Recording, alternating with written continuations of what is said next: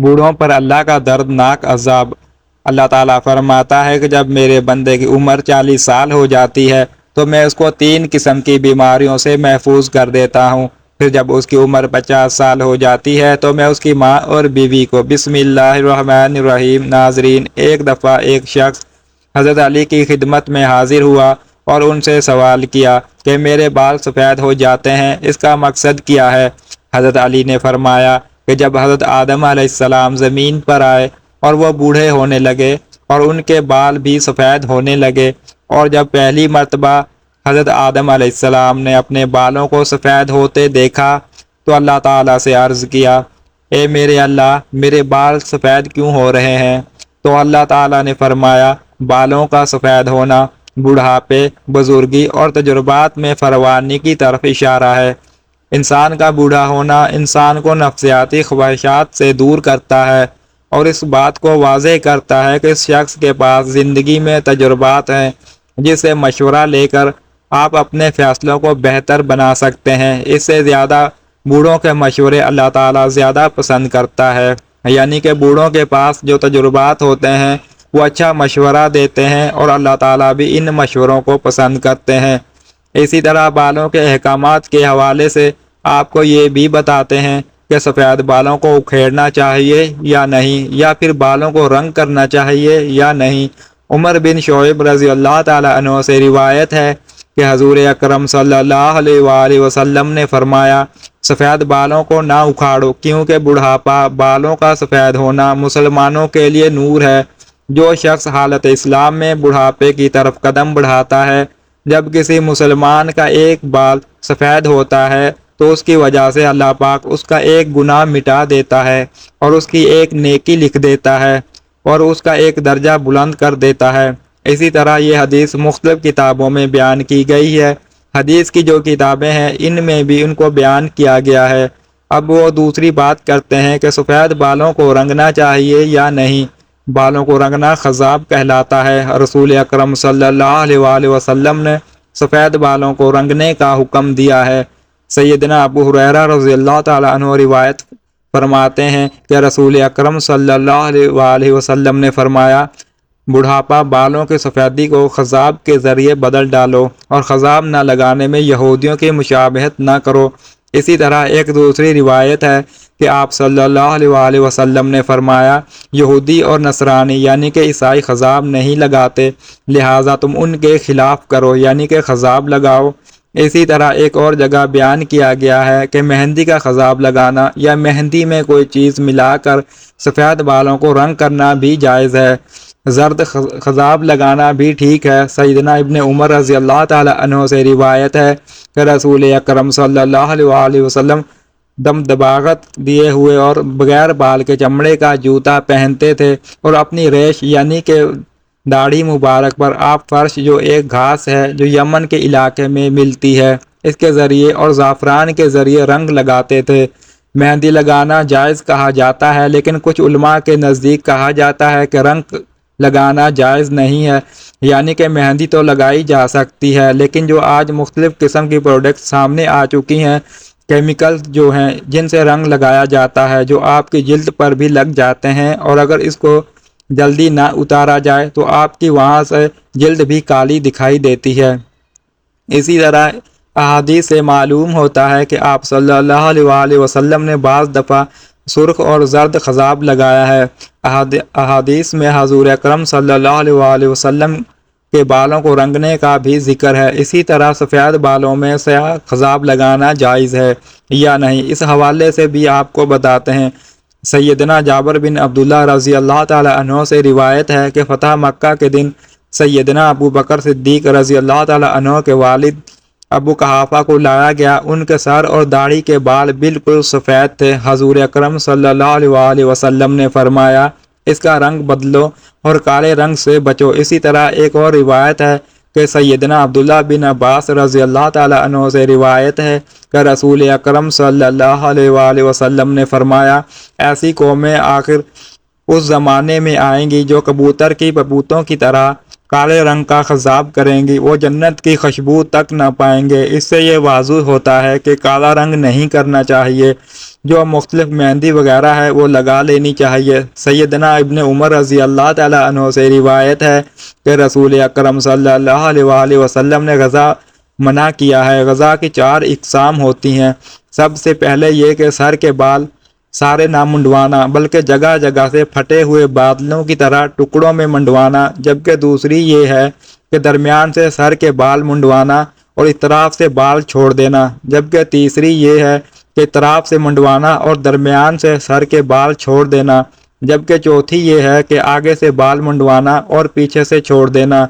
جو آج ہم مختلف فیشن دیکھتے ہیں، مختلف اسٹائلز دیکھتے ہیں جو مغرب سے ہمارے معاشرے میں آتے ہیں، ان سے منع کیا گیا ہے۔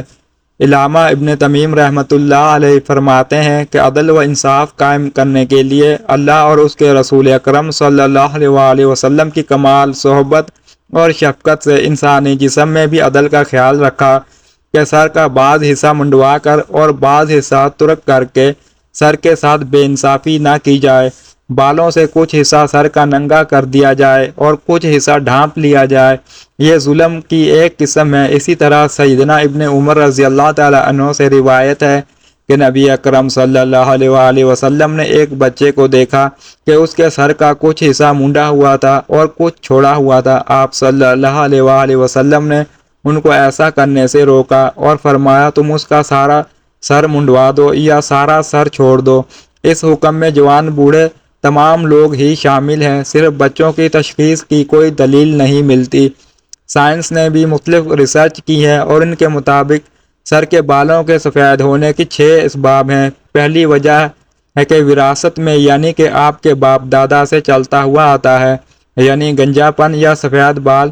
دوسری وجہ یہ ہے کہ آٹو امیون امراض جو کہ ایک بیماری ہے، اس کی وجہ سے بھی یہ ہوتا ہے۔ تیسری وجہ ہے آلودہ ماحول، یعنی کہ گندگی کی وجہ سے بھی انسان کے جو بال ہیں وہ سفید ہوتے ہیں۔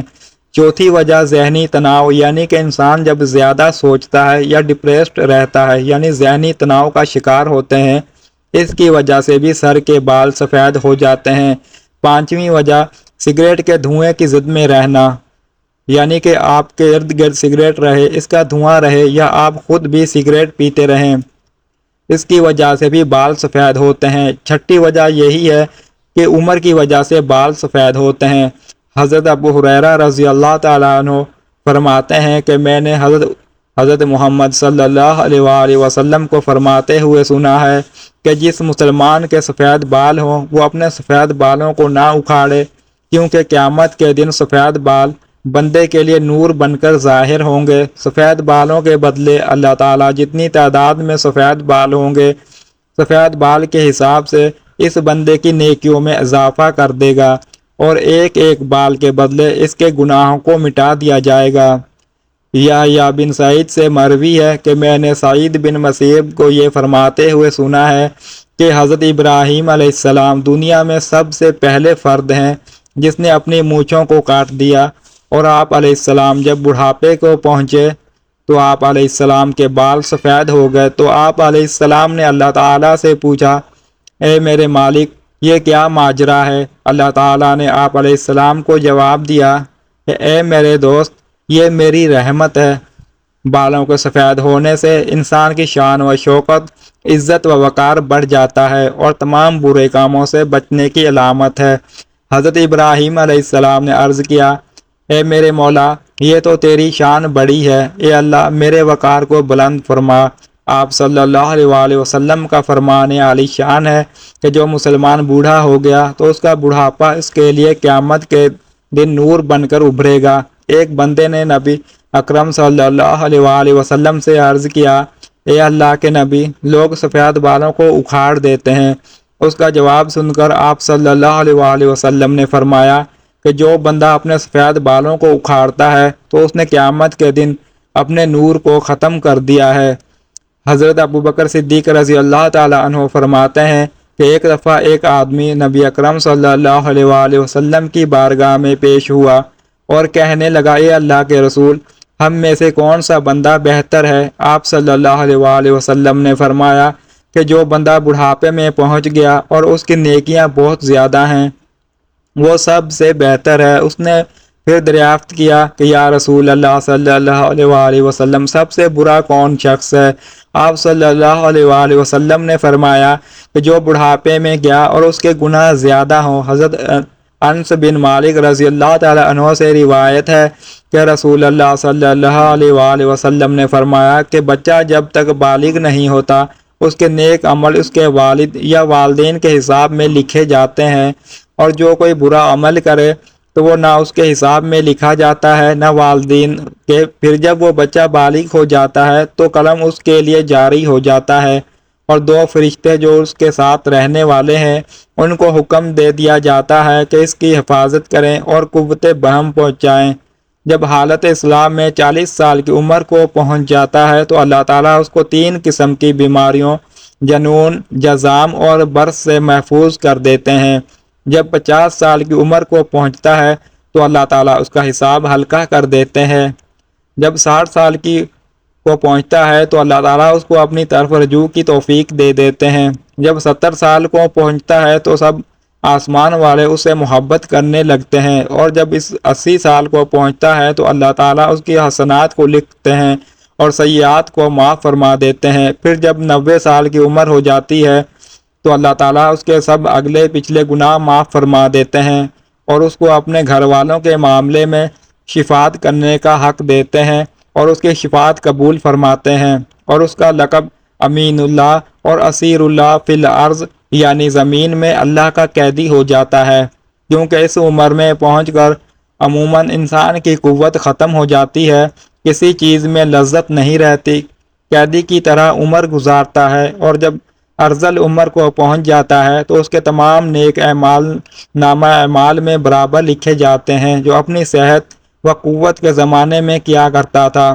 اور اگر اس سے کوئی گناہ ہو جاتا ہے تو وہ لکھا نہیں جاتا۔ حضرت جابر رضی اللہ تعالی عنہ سے مروی ہے کہ آپ صلی اللہ علیہ وآلہ وسلم نے فرمایا کہ حضرت جبرائیل علیہ السلام ابھی میرے پاس آئے اور فرمایا کہ قسم ہے مجھے اللہ تبارک و تعالیٰ کے جس نے آپ کو حق و سچ کے ساتھ بھیجا ہے، ایک آدمی نے 500 سال تک سمندر میں ایک پہاڑ کے اوپر رہ کر اللہ تعالیٰ کی عبادت میں گزار دیے۔ یہ پہاڑ تقریباً 30 مربع میل پر مشتمل ہے۔ یہ پہاڑ کئی سینکڑوں میل میں پھیلے سمندر کے اندر واقع ہے۔ اللہ تبارک و تعالیٰ نے اس بندے کے لیے اس پہاڑ پر میٹھے پانی کا چشمہ عطا کر دیا جس کی دھار ہاتھ کی انگلی کے برابر ہے۔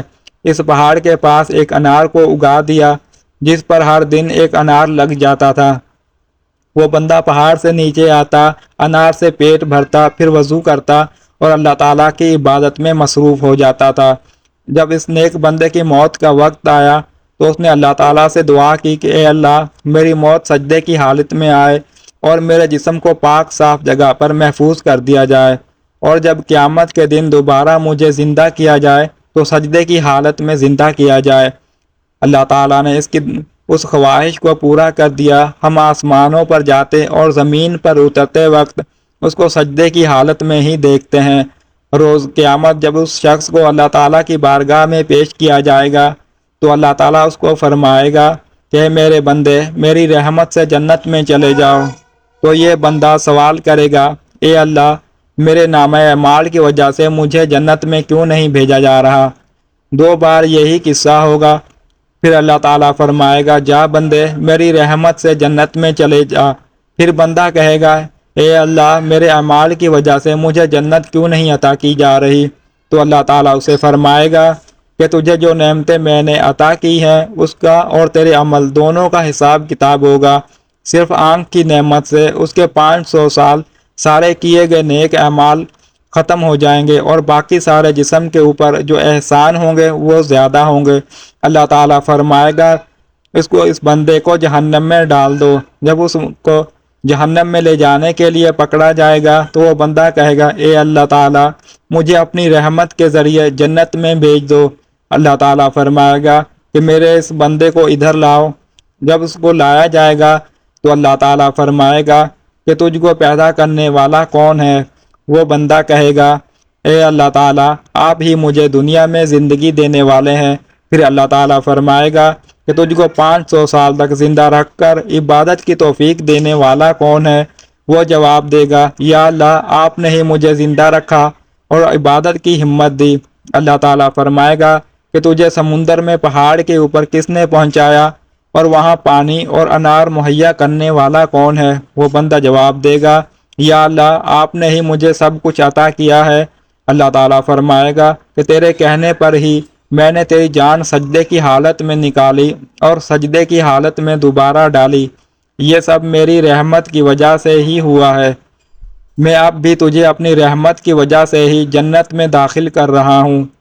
حضرت جبرائیل علیہ السلام نے فرمایا اے اللہ کے نبی، دنیا آسمان میں جو کچھ بھی ہے وہ اللہ تعالیٰ کی رحمت ہے۔ اللہ تعالیٰ ہمیں بھی اپنی رحمت کے سائے میں رکھے اور ہمیں اپنی رحمت سے جنت عطا فرمائے، آمین۔ ناظرین، کمنٹ باکس میں اللہ تعالیٰ کے 99 ناموں میں سے ایک نام ضرور ٹائپ کریں۔